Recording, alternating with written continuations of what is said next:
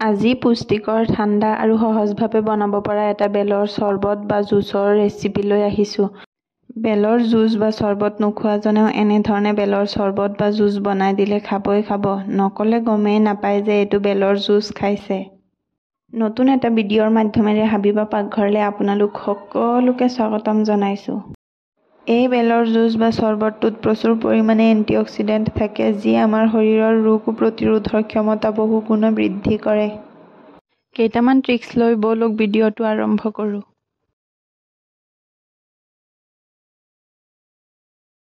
প্ৰথমে এটা ডাঙৰ চাইজৰ পকা বেল লৈ লৈছিলোঁ। বেলটো গছৰ পৰা প্ৰায় এসপ্তাহ হৈছিলে, সেইকাৰণে একেবাৰে ধুনীয়াকৈ পকি গৈছিলে।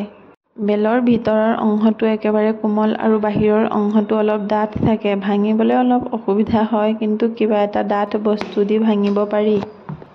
মই বেলটো লোহাৰ চাকুৰ সহায়ত ভাঙি ল'লোঁ। ওপৰৰ ডাঠ অংশটো ভাঙিয়েই বেলটো খাওঁ খাওঁ যেন লাগিছে।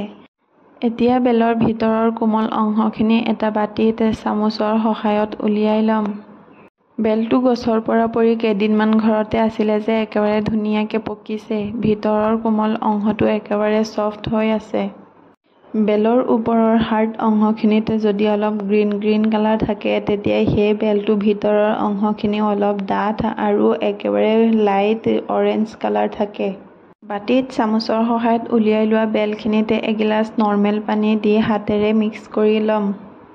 আপোনালোকে মেচাৰৰ সহায়তো এইটো মিক্স কৰিব পাৰে, কিন্তু হাতেৰে মিক্স কৰিলে বেছি ভাল হয়। যিহেতু বেলটো অলপ ডাঙৰ আছিলে, সেইকাৰণে আৰু এগিলাচ পানী দি হাতেৰে মেছ কৰিবলগীয়া হৈছে। হাতেৰে তেতিয়ালৈকে মিলাই থাকিব যেতিয়ালৈকে গুটি আৰু আঁহখিনি হাততে লাগি থাকে। আমাৰ সকলোৰে ঘৰত আজিকালিৰ পৰিয়াল একেবাৰে সৰু। এটা বেল ভাঙি ফ্ৰিজত থৈ দিলে সেইটো নষ্ট হৈ যায়। যদি বেলটো ভাঙি হাতেৰে এনেকৈ মিক্স কৰি চালনীৰে চালি যদি ফ্ৰিজত ষ্ট'ৰ কৰি ৰাখিব পাৰি, তেতিয়া বহুদিনলৈকে থাকি যায়। এতিয়া এটা বল আৰু এটা চেকনি লৈ ল'ম আৰু চেকনিৰ সহায়তে গোটেই ৰসখিনি আঁহ আৰু গুটি নোহোৱাকৈ চেকি ল'ম। চেকনিৰ ওপৰত লৈ এটা চামুচেৰে লাহে লাহে লৰাই দিব, তেতিয়া তললৈ অলপ সোনকালে ৰসখিনি পৰি যাব।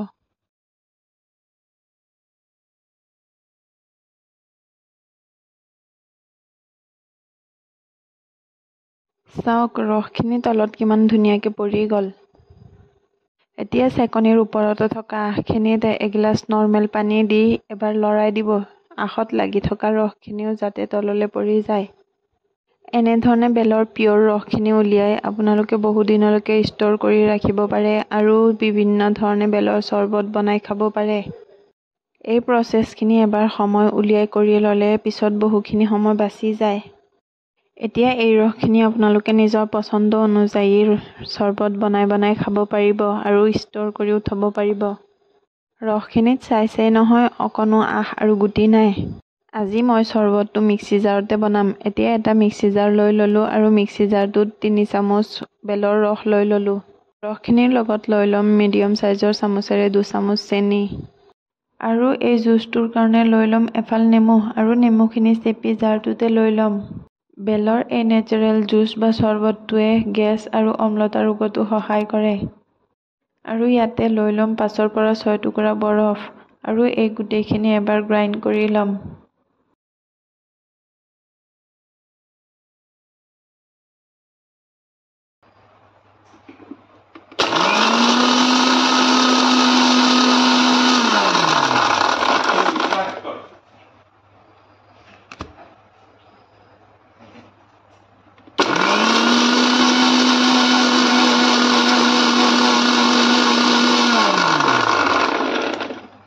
মিক্সাৰ জাৰটোৰ মুখটো খুলি চাওক, কিমান ধুনীয়া এটা কালাৰ আহিছে।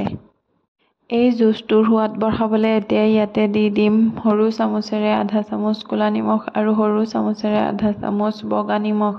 এতিয়া এই গোটেইখিনি আকৌ এবাৰ গ্ৰাইণ্ড কৰি ল'ম।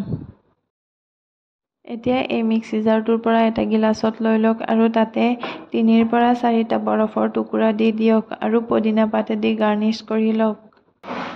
যদি ইয়াৰ সোৱাদটো আৰু অলপ বঢ়াব বিচাৰে, তেতিয়া ইয়াতে সৰু চামুচেৰে আধা চামুচ জিৰা গুড়ি দিব পাৰে। এই জুচ বা চৰ্বতটোৱে আমাৰ শৰীৰৰ হজম শক্তি বঢ়ায় আৰু শৰীৰ ঠাণ্ডা কৰি ৰখাত সহায় কৰে। বাহিৰত পইচা দি বটলৰ জুচবিলাক নাখায়, এই বেলৰ জুচটো এবাৰ ট্ৰাই কৰি চাবচোন। এনেধৰণৰ হোমমেড জুচবিলাক আমাৰ শৰীৰৰ বাবে বহুতেই উপকাৰী। যেতিয়াই অলপ সময় পায় তেতিয়াই এনেধৰণে বেল এটা প্ৰস্তুত কৰি ল'ব আৰু যেতিয়াই মন যায় তেতিয়াই এনেধৰণে বেলৰ চৰ্বত বনাই খাব। বেলেগ বেলেগ ধৰণে আপোনালোকে বেলৰ এই নেচাৰেল জুচটো ষ্ট'ৰ কৰি ৰাখিব পাৰে। এনেধৰণে ষ্ট'ৰ কৰি ৰাখিলে যেতিয়াই বেলৰ জুচ খাব মন যাব তেতিয়াই বেলৰ এই জুচৰ টুকুৰাকেইটা উলিয়াই একেবাৰে কম সময়ৰ ভিতৰতে বেলৰ জুচ বা চৰ্বত বনাই খাব পাৰিব। যদি এই ভিডিঅ'টো আপোনালোকৰ ভাল লাগিছে তেতিয়া লাইক, শ্বেয়াৰ এণ্ড ছাবস্ক্ৰাইব কৰিবলৈ নাপাহৰিব। কাষত থকা বেল আইকনটো প্ৰেছ কৰি দিব। অন্য এটা ভিডিঅ'ত লগ পোৱাৰ আশাৰে আজিলৈ বাই বাই।